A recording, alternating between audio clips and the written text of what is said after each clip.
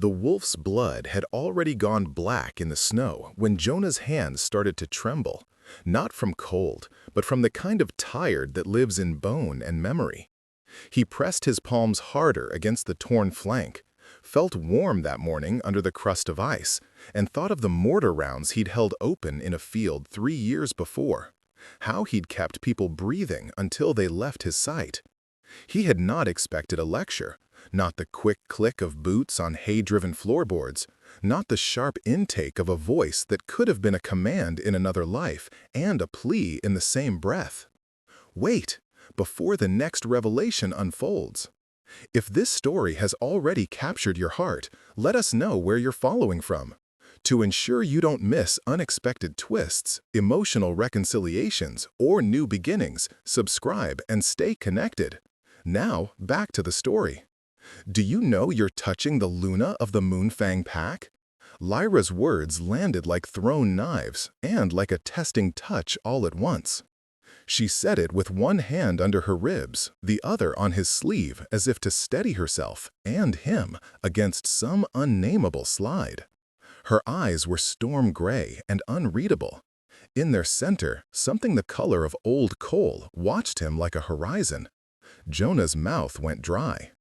He had cleaned worse, steadied hands that would never hold a spoon again, but this was the first time a patient had looked at him like he might be a path to ruin or rescue.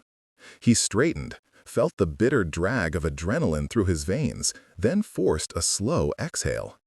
I didn't know you were anyone's queen, just that someone needed pressure on a wound. The words were steadier than he felt.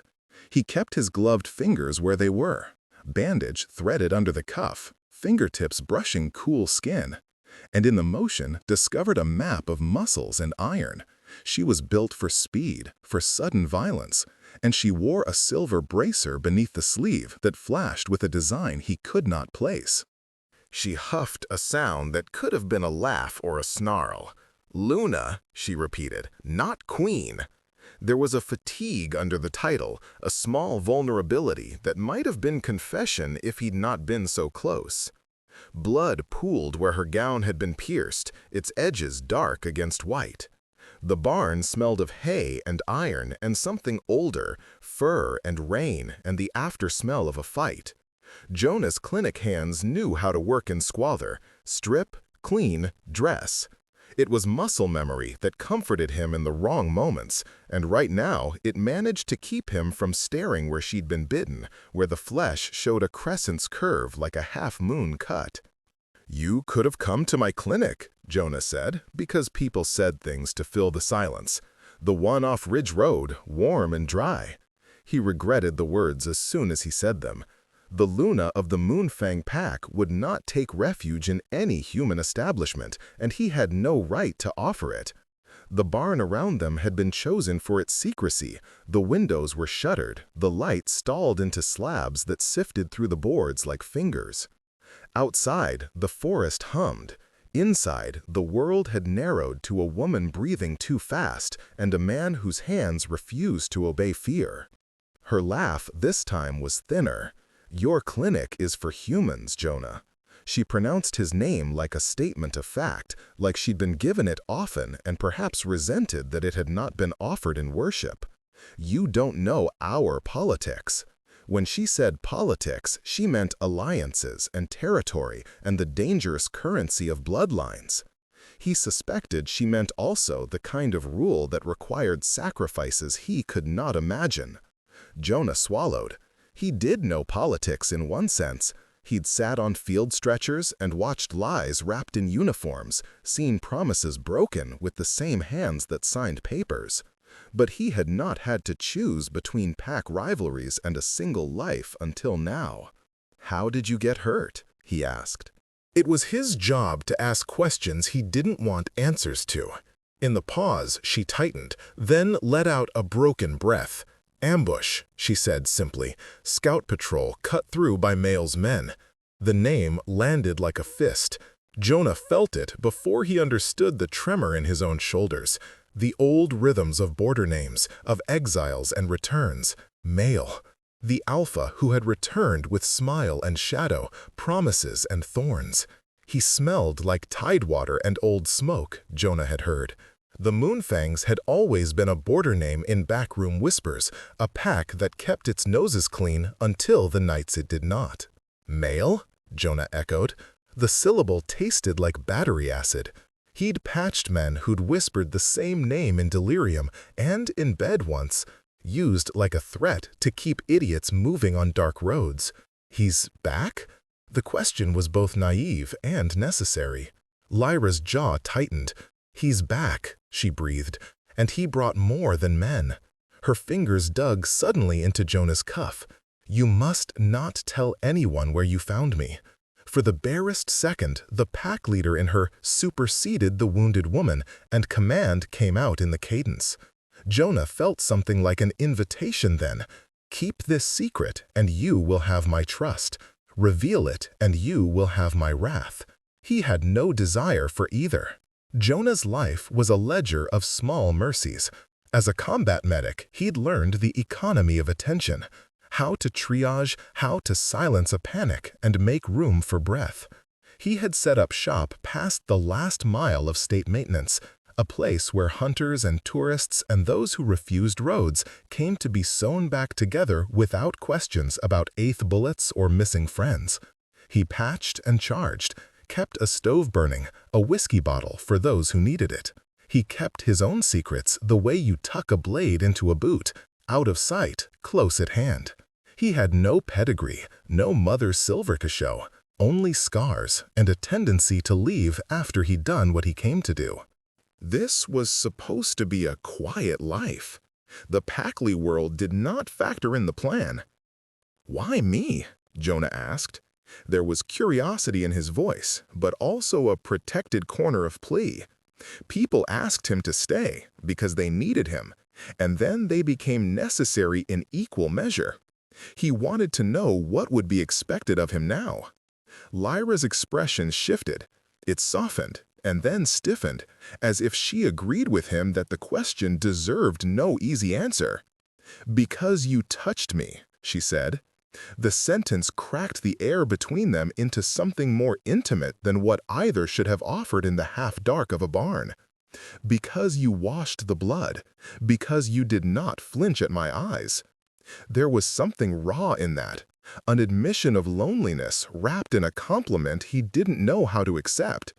Jonah felt an odd, unfamiliar heat crawl along his spine. It was not the fever of a wound, it was the heat of being seen. He worked as if his life balanced on the motion, fold, tie, bind, because all his training insisted action was the only antidote to panic. The bandage smelled faintly of disinfectant and hay. He used the last of the clean gauze, tore his own undershirt to make a pad. "You'll need more," he said at last. "This looks infected." He did not give orders, he did not presume, but he had to say what he saw. Lyra's shoulders rose in a small, involuntary hitch. "Can you come back?" she asked. The question landed like a stone. It was not a request for a favor, it was a call for presence. Jonah hesitated. There were lives in the margins that called for him. There were ethics he kept like talismans. No interference in pack politics. No aligning with one clan against another. He had promised his own heart he would remain human, unentangled. And yet the look she gave him, equal parts command and fear, undid a knot inside him he had been tight about for years. "I'll come back," he said. The words surprised him by how easy they felt when they left his mouth. Outside the barn, the first snow of the season had begun to smear the world into a pale wash. Wind chewed at the eaves. Somewhere down the ridge, a coyote sang a single, lonely note. Inside, Lyra's breath timed itself against the creak of the rafters. She closed her eyes, and Jonah watched the line of grief around her mouth like a shadow that would not lift. He had heard rumors about her mate taken at the borders thinning, about the Luna who had stood anyway, commanding a pack that looked to her for steadiness. Now she sat with him in a barn, a silver bracer hidden beneath cloth, and a bite that might mark more than skin. "You understand what this will mean," she said finally. eyes hooded. "If they learn you found me, if Mal hears, he will use it. He will say you're a spy. He will say you're tied to whatever camp he decides. We are fragile in the space he wants to claim." Her voice was small, but the warning was clear. Jonah felt the old familiar pull of responsibility in his chest, like a dog returning to a thrown stick. He had vowed to keep out of wolf politics, but the truth that thrummed beneath the words was louder. He had been found. He thought of his father, an absence like a scar, of a childhood of learning to leave before anyone could ask him to stay. He thought of the way Lyra's fingers had sought his sleeve and not let go. He thought of the bracer, tucked away like a secret, and of the crescent bite that glittered with its own menace. His life had always been about mending. He had never been the person who picked fights. But here, in the hush of a barn, smelling of blood and lavender and old wood, a decision pressed against the map of his chest. "Tell me your name," she said softly. "Not the pack talk. Tell me who you are when you strip away the uniform and the sutures." It was a request and a command. She asked it because she needed to know the man who would come back to patch her wounds, and because the Luna in her wanted to measure loyalty against soul. Jonah swore to himself he would be honest. He set his hands in his lap, feeling for a steady rhythm that did not come from bandaging, but from the heart. "Jonah Hale," he said, "I'm a medic. I fix people until they can walk away." He watched her face for the slightest flicker of recognition and saw only the tiredness and the careful appraisal of someone measuring another's weight. That's all. He wanted to add more, about a missing father, a history of running, but the barn felt small enough for secrets to suffocate. He left the rest unspoken and watched as it hung between them like thawing rain. Lyra's eyes found his and held them in a long, slow measure. For a moment, Jonah wondered if she could smell his history on him, military grease and cigarette smoke and the tang of someone who had learned to keep vigil. She lifted one hand, touched the bandage where his fingers had been, and the contact was a small, honest thing. "We will need to talk," she said, "and not just about wounds." The implication thrummed beneath the words like a threat and a promise. When the man who could be sent to the pack's council knocked at the barn's door, Jonah felt the world tilt. The silhouette in the doorway was not Mael, but a scout with the Moonfang mark and tired eyes. He passed a look at Lyra, and her jaw set. Jonah felt the first true scrape of fear then, not for himself, but for the choice he'd already made. Choices in this life gathered like wolves. You could choose to run, or you could choose to stand and be seen. He had chosen to stand. The snow outside kept falling, a soft erasure of tracks, and for now, the barn held a fragile secret, a Luna with a wound, a human with hands that could clean it, and the small, dangerous beginning of something that would not let either of them remain the same. The new scout's knock was a small, polite violence that broke the barn's fragile spell. Lyra's hand tightened on the bandage at her ribs as if to hold herself together, and Jonah felt the quiet panic like a flavor on his tongue, adrenaline sharpened by the possibility of being unmasked. The scout's silhouette in the doorway was quick to close into the light. His breath fogged, and the Moonfang sigil, a fang crossed with a crescent, glinted on his shoulder. He was young, perhaps not yet 30, his face made harder by too many nights without sleep. "We heard you were back." His voice was careful, practiced. He did not step inside. Respect, as much as protocol, held him in the threshold. Lyra answered without looking up. "Quiet. We hide here for a reason." The scout's jaw tightened, and he nodded, the smallest of obedience. He slid his eyes over Jonah as if cataloging evidence, human hands, bandaged sleeves, an impression that would travel through the pack's rumor mills like mote-laden sunlight. Jonah felt exposed under the look, whole threads of his life suddenly at risk of being unraveled. "Is she—" the scout began, and Lyra cut him off. "Alive," she said, "and I'll need 2 nights' watch. Tell Beta Hal to gobble the perimeter." The command came with the ease of habit. Even wounded, she could move through it like a swimmer finding the current.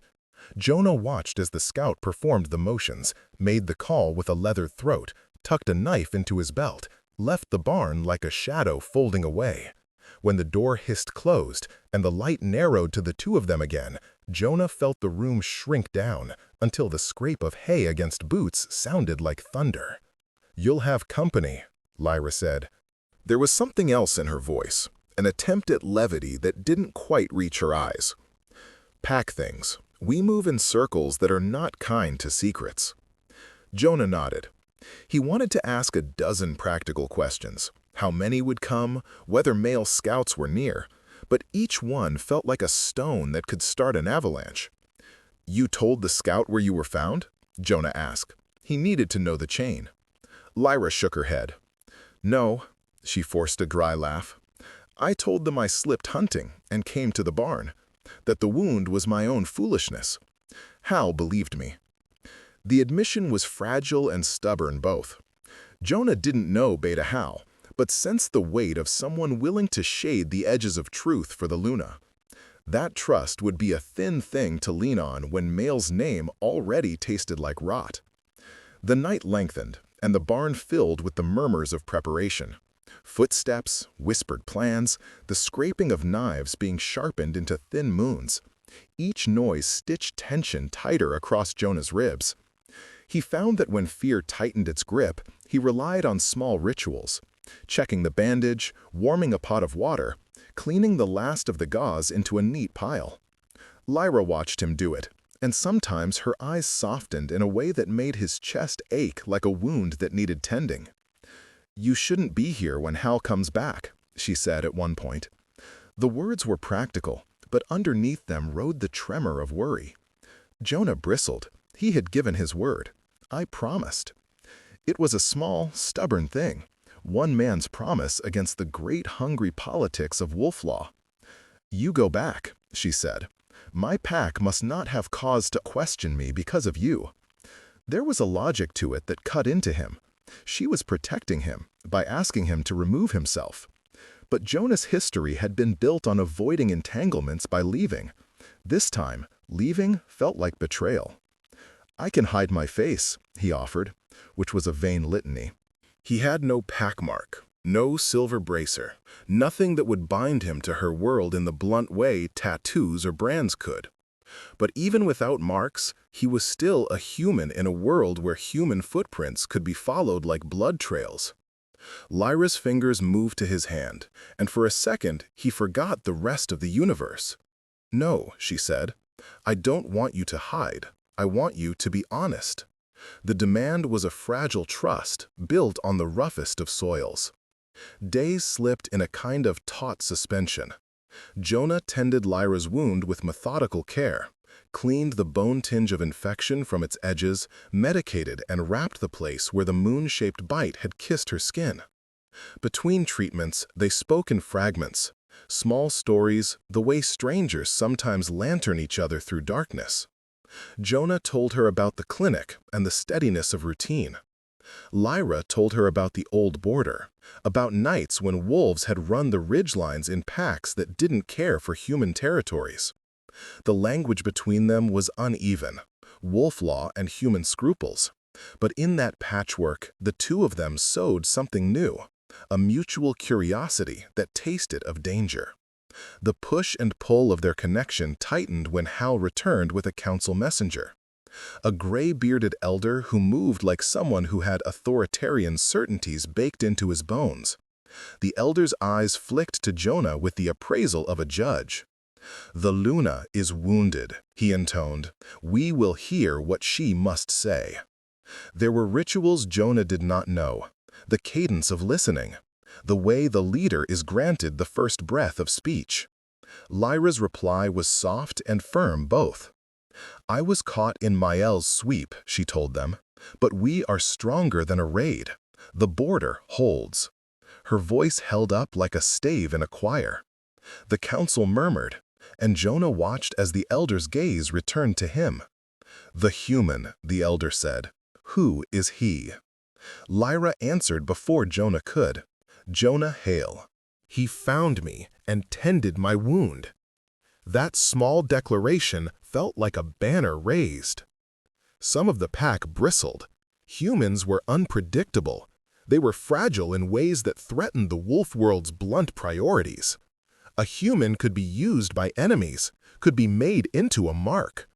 Jonah felt suspicion like a physical weight, heads turned, eyes cold and assessing. He understood the fear. His own life had been built on staying human, because humans could be cast aside without violating ancient law. But there were also faces in the circle that looked at him with something else, hunger for a steadier bridge, or perhaps curiosity that tasted of desire. "Is he aligned?" the elder demanded. The word was flensed of context. Aligned with whom? Jonah wished for transparency and found none. "He's a healer," Lyra said. "He does not pick sides." It was an honest defense and an inadequate one. The council asked more questions that scraped like knives. What had Jonah seen? Did he recognize any of Mael's men? Could he swear this to the Moonfang thumbprint? Jonah answered like a medic. The facts, the things he had seen, the smell of wool and cordage, the cadence of voices. He refused to invent loyalty. When Hal leaned forward and looked him full in the eye, Jonah felt the full measure of the pack's scrutiny. "You will not serve Mael," Hal said. "You will not report back to him. If you are a spy, you will be found." The promise was an ultimatum in wolf syntax. Jonah nodded because he had promised to be honest once, and he intended to keep that promise. But the nod was a small boat on rough water. For the first time, he understood the cost of goodwill and a wolf pack. Trust was reciprocal, and theft of it was punished like sacrilege. After the council, the pack dispersed under taut silence.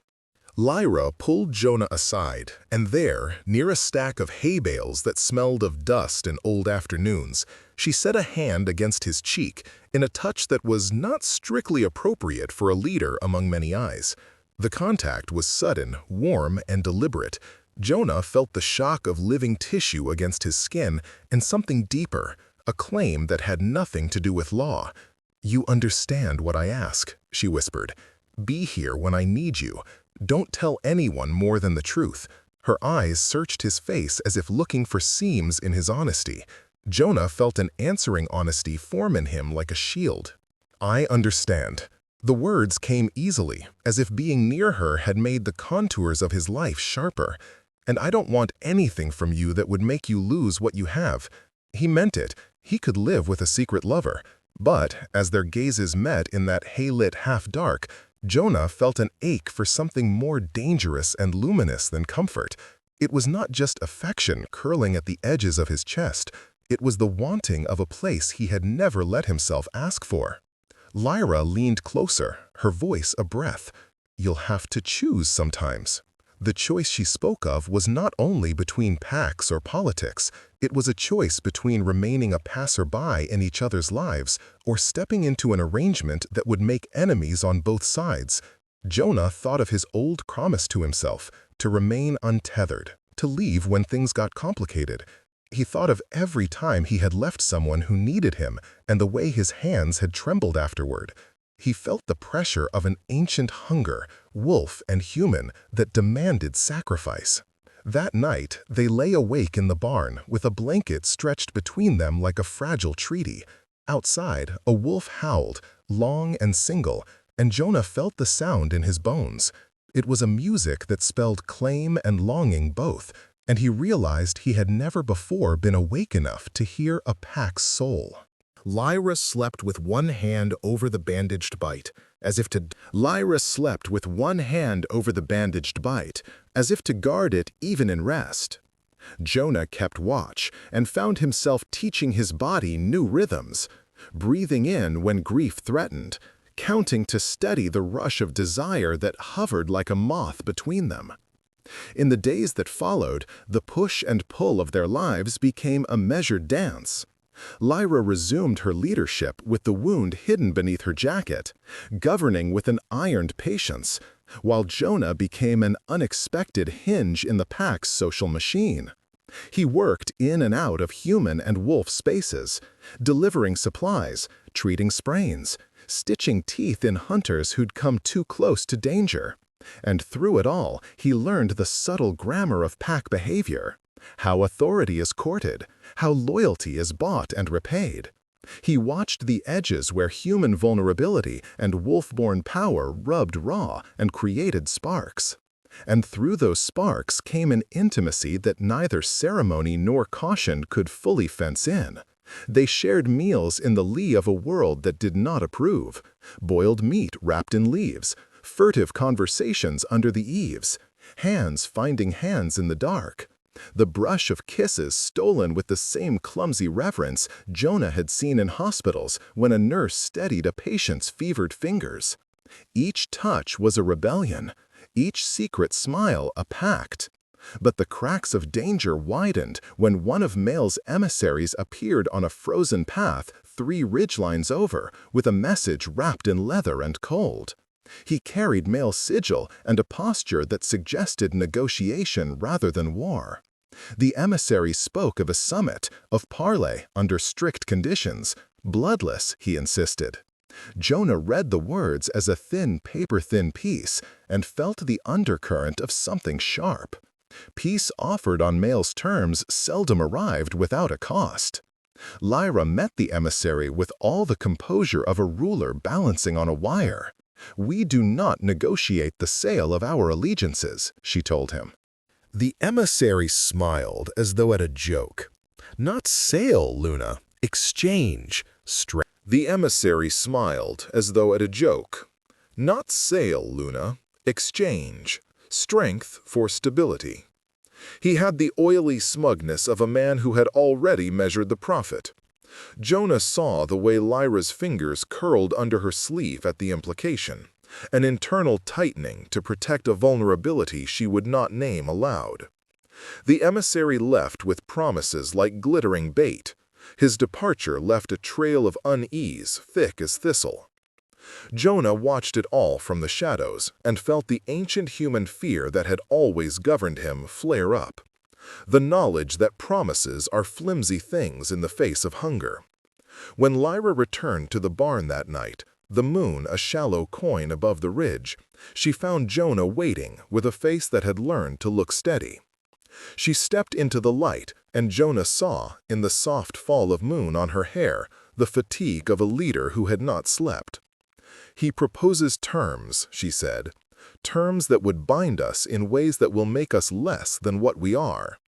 The confession was almost prayerful in its threat. Jonah stepped forward and took her hands. The touch was an offering, a counterbalance. "Then don't take them," he said simply. He did not know if he had the right to say it, but the words tasted of an honor he had not known he possessed. Lyra's face crumpled in a way that made Jonah want to gather her into himself and shield her from the world's cruelties. "If I refuse, Mael will move faster.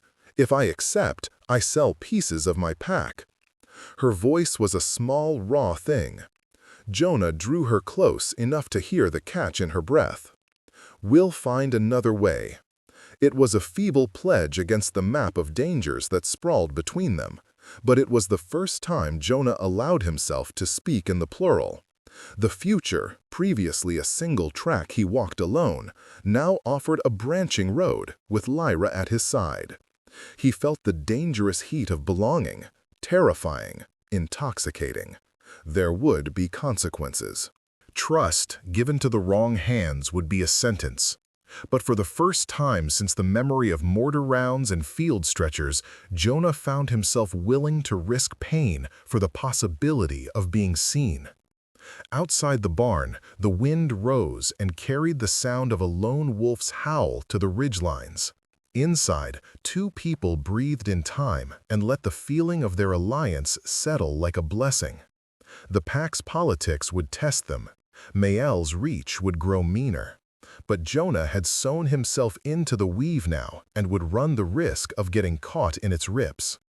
When morning broke in bruised pink behind the trees, Jonah dressed the wound anew, and Lyra watched him with an expression that was terrifyingly tender. They were not safe. They would not be simple. But they were together. And between each heartbeat, in the quiet spaces where the world's demands did not reach, a dangerous question grew. How far would Jonah go to be part of a world that might devour him? And how far would Lyra bend the rules of a Luna to keep the human who refused to flee? The answers would arrive on the edge of blood and moonlight. The messenger's shadow arrived like a prophecy, a single figure slipping from the trees with Mael's sigil stitched to his shoulder, breath pluming in the cold, eyes as polite as a blade. He did not come alone in message only. He came with a token, an old tarnished silver pendant wrapped in stained linen and the implication of a debt already owed. Jonah saw it first and felt something in his chest contract, a recollection he could not place, like an echo of a lullaby hummed in another language. Lyra's fingers went to her throat, as if some muscle remembered the shape of that same coin. "This belongs to the lost one," the emissary said, voice honeyed and careful. "We thought it fitting to return it before negotiations begin." His smile was all teeth. Lyra's hands trembled when she reached out, and Jonah felt the tremor like a live wire. The pendant was old, its crescent scratched, its chain brittle. Jonah did not know. The pendant was old, its crescent scratched, its chain brittle. Jonah did not know whose signatures it bore, but he recognized the way old grief could be used like leverage. He watched the Luna take it and saw her face erase itself into a mask of calculation that made Jonah want to barge forward and break the world for her. Later, after the emissary had left with the air of a man certain his words had planted seeds, Lyra sat on a bale of hay and the pendant lay heavy in her palm. She turned it like a relic, the moon's curve catching the barn's slanted light. That was his, she said finally. The name she did not say hovered between them like smoke. Jonah's throat closed. He had fought the mate taken in Mael's ambush, a casualty that had sharpened Lyra into a leader. The pendant implied something more, demanding that grief be reopened so it could be diced into bargaining chips. "Who?" he asked, not trusting his voice to be steady. Her jaw worked. "Arlen." The name landed with the weight of a shutter slammed closed. Jonah had heard it before, in the way wolves tucked certain names away like talismans. Arlen had been more than a mate. He had been a founding force, a figure that had steadied Moonfangs against the old chaos. To see his token returned was to see a wound reopened. Lyra's eyes became a map of loss. Roads closed, cities burned, a hunger that had nothing to do with food. Jonah stepped closer. "They're playing with your grief," he said plainly. He did not know if his bluntness offended the subtleties of pack diplomacy. Lyra didn't flinch. "Mael plays with everything," she said. "He offers conciliatory tokens and waits to see who will bite at them. He performs generosity to show power." Her hand tightened around the pendant until the metal creaked. Jonah watched her knuckles blanch and felt a fresh surge of anger, protective and foolish both. He wanted to throw Mael's emissary out into the snow by his scruff and demand the truth. Instead, he put both hands on Lyra's shoulders and tried to give her the steadiness she gave her pack. That night, council murmurs swelled into something raw and uglier. A faction in the pack, led by a hard-jawed beta with ambitions half hidden in his smile, raised a whisper of doubt about Lyra's choices, about taking a human's help, about harboring vulnerabilities. "A leader who lets herself be tended by a human will be mocked," the beta said, in tones that were equal parts fear and calculation. "Our enemies will see softness where we need steel." The words left Jonah with an aftertaste of iron. He had expected politics. He had not expected loyalty to be rationed like coin. Lyra answered in a way that unpeeled the room, with truth and calibrated silence. "I can be both," she said. "I can be healed and command. The two are not mutually exclusive." Her voice was sure enough to hush a room, but Jonah caught the brief flare of vulnerability as the betas traded looks. Some of them nodded like men who recognized a necessary pragmatism. Others tightened their lips like wounds that refused to scab. Afterward, away from the council's hard eyes, the murmurs persisted in the margins. Jonah caught a young hunter in the stable saying, "She's soft because of the human." The hunter's words stung. They were the first small fractures of a larger rumor that could splinter everything. Jonah wanted to tell the hunter where to shove his cowardice, how much the Luna had given up to keep a pack alive. But he bit his tongue. The pack's language punished rashness and rewarded cunning. He had to learn the grammar or be crushed by it. Then the direct betrayal came, small, precise, and the sort that scours trust away like acid. A note left beneath his clinic's door. "You have a bloodline, Jonah Hale." The script was the curling scroll of Male's men. The words landed with the force of a blow. Jonah sat in the dim of his own stove-lit room and read and reread until the letters bled. Jonah sat in the dim of his own stove-lit room and reread until the letters bled into the walls. A bloodline. He thought of the old whispers in bars and on lonely trails, of families traded like land deeds, of humans unknowingly carrying marks in their veins. He had always assumed his father had been a drifter, a ghost in a photograph. The note suggested otherwise. He went back to the clinic, fingers numb, and dug into a locked box in the false bottom of a trunk. There, wrapped in oilcloth and apology, were two items he had kept as useless relics: a child's silver bracelet with a moon motif and a faded letter that smelled of smoke. Jonah had never read the letter fully, allowing its edges to soften with time, because its lines were a guilt he couldn't bear. He unfurled it now and let the words read him like a confession. The handwriting was angular, hesitant, notes from a man who had loved and fled, written when consequences were too heavy to carry.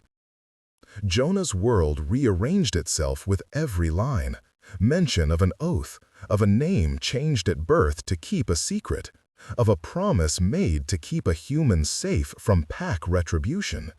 His father had not been merely a man fleeing debts. He had been an instrument of a pack's cautious mercy, a human shield in a war of claws.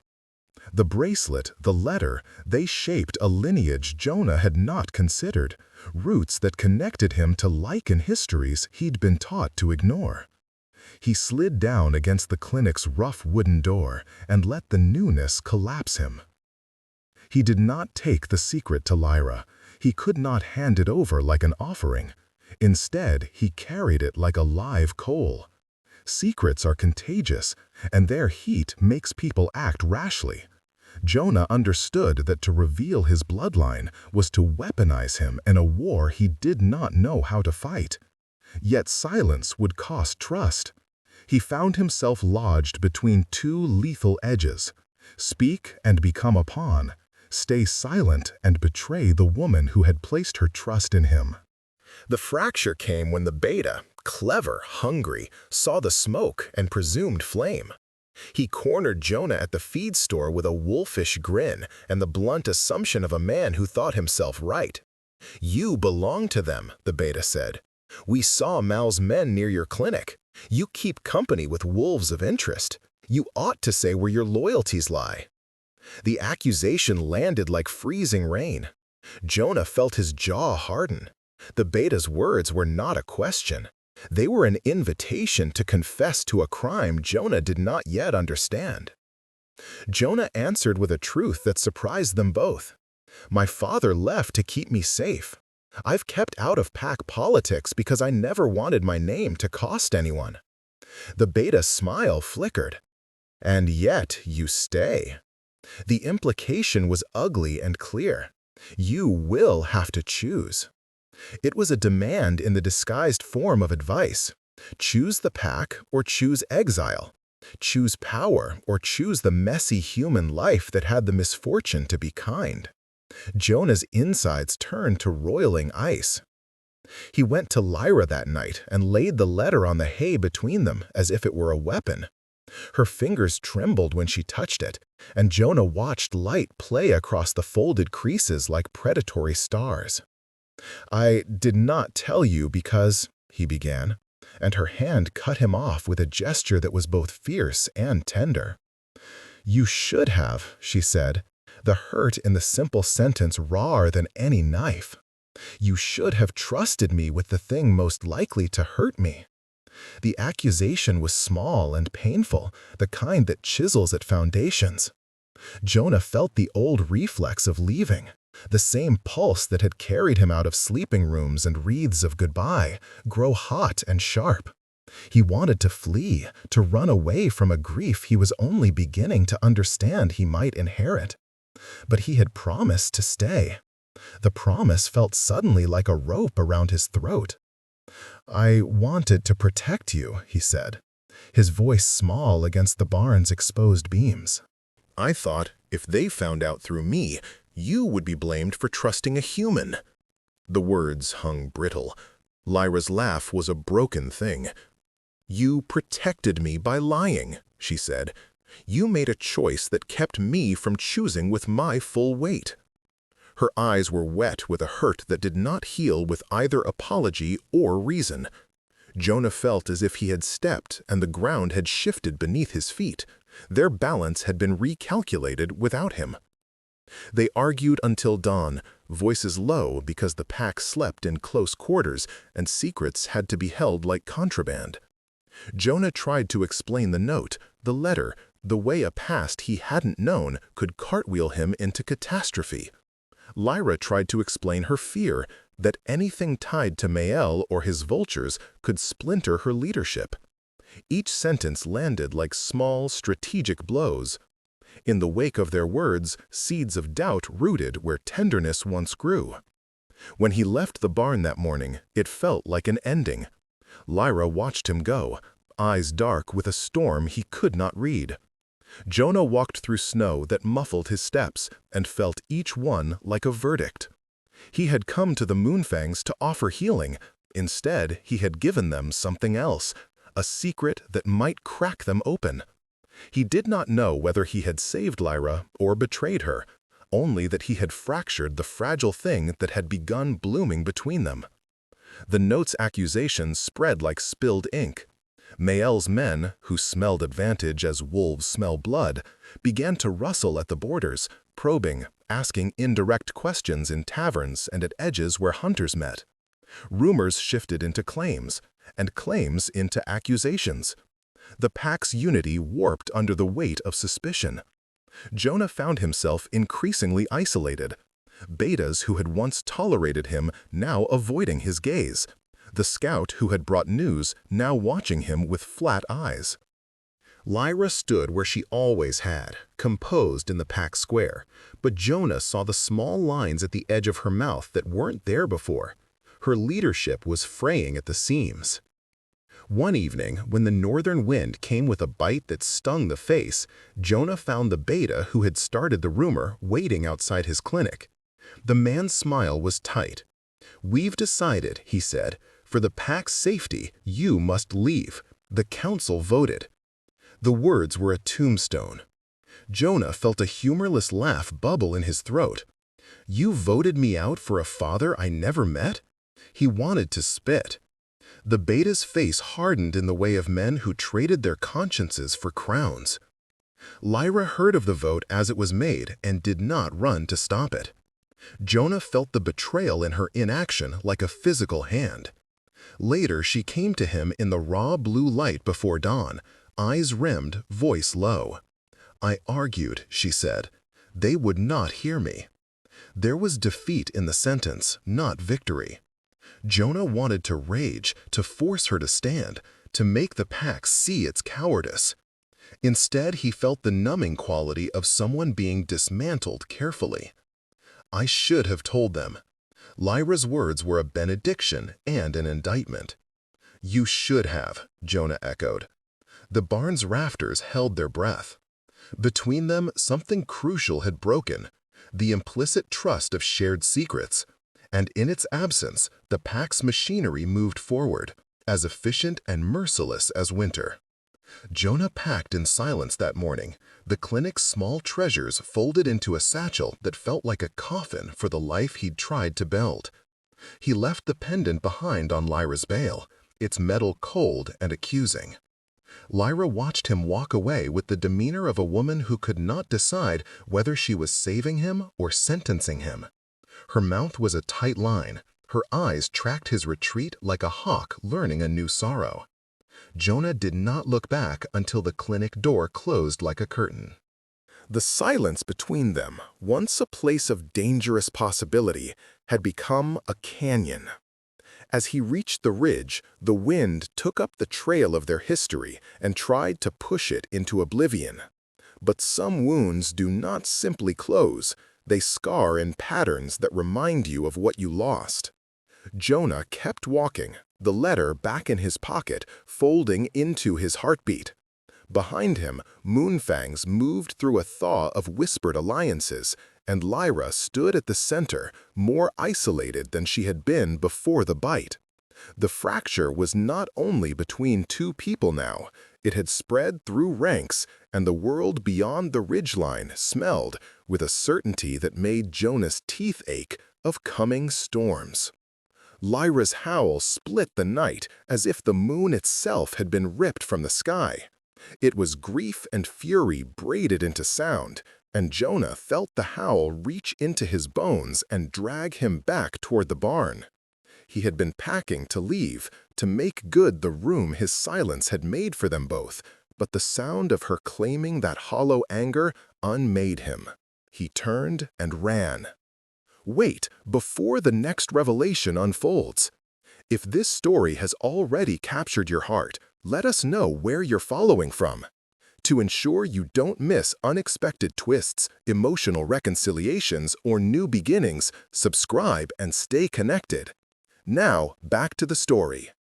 Snow churned under his boots as he cut through the trees, the hollow between ridgelines full of the distant barking of wolves and the metallic tang of fear. When he reached the barn, he found Lyra standing at the threshold with Beta Howe and 3 others, faces hard and set like thrown iron. Mael's men had come in force, a dark tide against the Moonfang's brittle shore, and the pack was already bleeding in small places. Lyra's bandage had loosened, the bite showed like a pale moonset along her ribs. Her eyes were wide and furious and utterly raw when she saw him. "You should have left," she spat, but her voice broke halfway through the sentence and became confession. Hal did not answer. His jaw had the tiredness of a man who had decided the cost of war before dawn. Jonah moved toward her without thinking. The pack around them bristled like a flayed hedgerow. "Jonah," Lyra began, then swallowed. Her command faltered under 100 small hostilities. Men shifted, knives catching light. Mael's shadow stepped into the ring like a slow tide. He was not alone. His alpha presence rode in the shoulders of 3 wolf-backed men, teeth and promises bared. Mael spoke with a smile that tasted known and rotten. "Luna," he purred, "you wear wounds like a map. They lead to choices." The emissary with him dropped a leather wallet on the hay, a map dotted with marks where false friends stood. Jonah's pulse timed itself to the beating of the barn's heart. He could step aside and watch Lyra handle this, or step forward and be used like a hinge in a war door. He thought of the letter in his pocket, of the bracelet, of the truth folded into his bloodline. He thought of the thin rope of trust that had once knit him to Lyra. There was a moment where every old instinct urged him to vanish, leave while he could still be free. Instead, he stepped forward until his chest was exposed between Mael and the Luna he loved. Cold air bit at his cheeks, and something shook loose inside him that had slept through mortar and midnight vigils, a stubborn, foolish loyalty.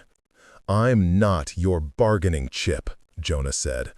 His voice surprised him. It was low and steady, and had no room left for the old reflex. The pack's murmurs swelled like wind before a storm. Mael laughed, the sound like coins spilled. "No? That bracelet suggests otherwise. Your blood buys you a place at a table, medic. Are you against your own kind?" The accusation struck like flint. Lyra's eyes flashed.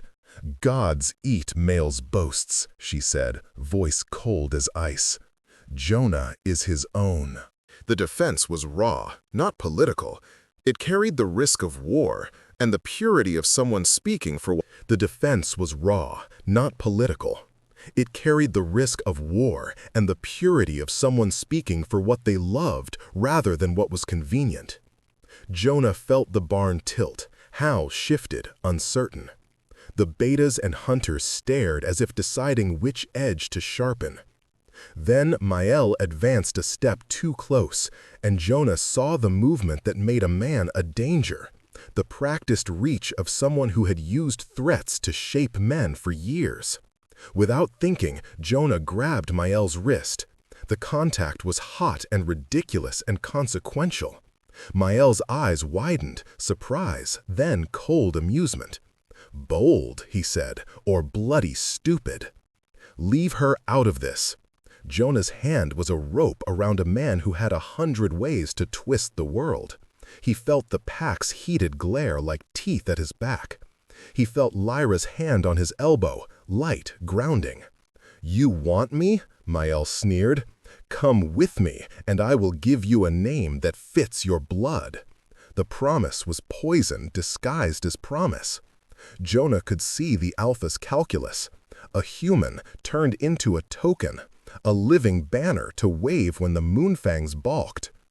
For a heartbeat, Jonah pictured a life swallowed whole, one where he would be paraded between crossing lines, used as leverage, his agency sold as coin. He remembered every patient he had ever watched crumble when a decision was made for them without their consent. He had vowed to be the keeper of their choices, not the pawn of another's ambition. He let go of Mael's wrist and stepped closer to Lyra. "You want me to choose?" he said. Snowflakes melted on his lashes. He took a breath that felt like digging coal. "Then I choose her." The words were small and monstrous in equal measure. They crackled with the danger of making a stand. Around them, men straightened and shifted like tall grass in wind. Mael's mouth thinned. Then, with the smile of a man who had never tasted true refusal, he moved.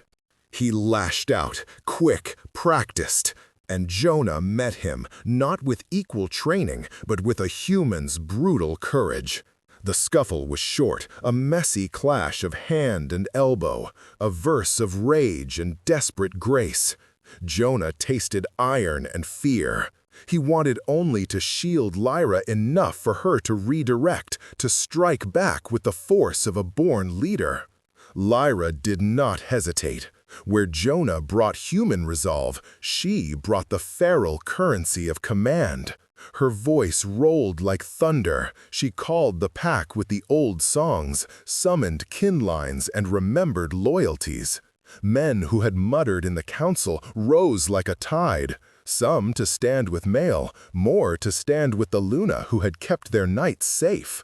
Hal moved like a seasoned hinge, placing himself between Mael's men and the heart of the pack. The barn became a narrows where choices showed teeth.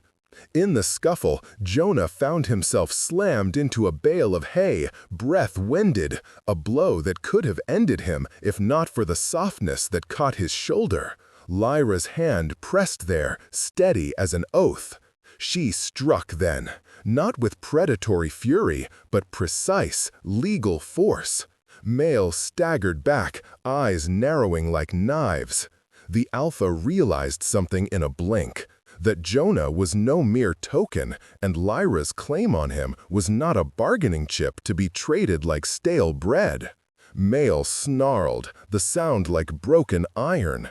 He backed away, theatrically wounded pride in hand, and with a predator's last smile, said, "This isn't over, Luna." He left like a storm receding, promising rain. The barn held its breath after he was gone. When the dust of threat settled, Jonah sat on the hay, hands trembling with adrenaline. Lyra knelt before him, her face bruised by exertion, but proud and open. She gathered him into a posture that was neither dominion nor protection, but a mutual clasp of two people who had chosen each other in the face of cost. "You could have walked," she whispered, voice rough. "You didn't." "I would have been a coward," Jonah said. "I'd rather be exiled than complicit." The admission tasted honest and terrified. Lyra's fingers traced the line of his cheek like mapping a future. "Then be with me," she said. "Not as trophy, not as pawn. With me, choose for yourself and for us." The plea was a challenge wrapped in tenderness. He answered with the only thing he had left to give without bargaining, his presence. He leaned in and kissed her, the touch a private treaty that sealed more than desire. Around them, the pack murmured, the sound braided with hope and worry. The choice they'd made was dangerous and raw, but it was their own. Outside, the moon carved a clean path of silver across the snow. Jonah and Lyra rose together into a world that had sharpened around them, their hands linked like a new law. They would be tested, by Mal, by traitors, by the old hunger of packs that counted power in teeth and territory. But in that cramped barn, the first stones of a different future were set. Jonah had staked himself not on blood his father had left, but on the hard, luminous fact of love that demanded he stand. He stayed when others whispered he would go. He tended wounds not because the pack told him to, but because he chose to.